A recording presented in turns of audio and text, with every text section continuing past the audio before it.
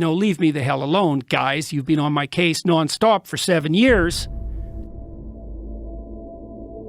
The College of Psychologists has basically levied what are equivalent to about 13 lawsuits against me simultaneously. Now, the reason I call them lawsuits is because they're actions undertaken on behalf of a complainant. Now, the complainant can be anyone anywhere in the world who complains about me for any reason. They don't have to be former clients. They don't even have to be anybody I've ever met. They don't even have to have met anybody I've ever met. So, So it could be someone online. Well, it is. All this is pretty much, all these complaints are someone online. None of them are my clients, although half of them claim to be falsely. And the college didn't throw out their complaints despite that.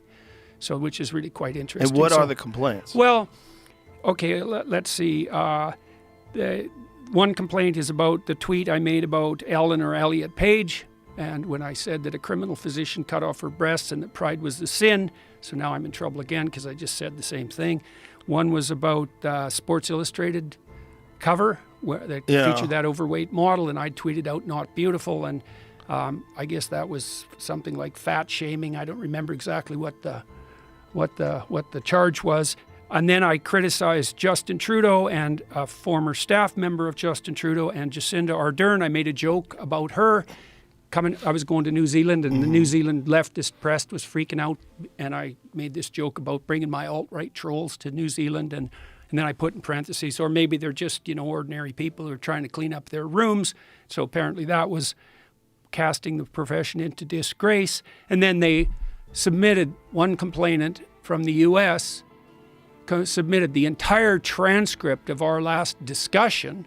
So I don't know how to defend myself against that, because apparently everything I say, and apparently everything you say too, is bringing the profession of psychology into disgrace. And I think they're most upset in that case about my comments about the inadequacy of climate models.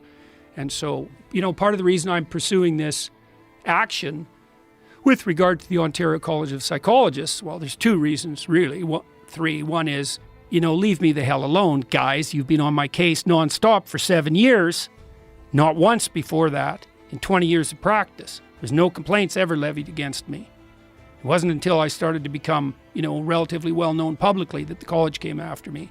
And 7 years of that gets to be a bit much, especially now that there's 13 lawsuits compiled up, and all of them are for political opinions, and half of them have been put forward on false grounds.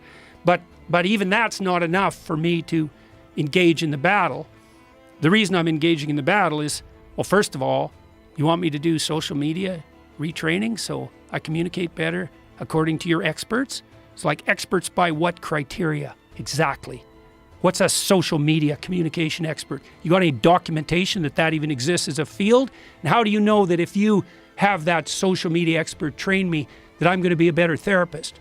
There's no body of data that suggests that in the least. So I'm not going down that route, that's for sure.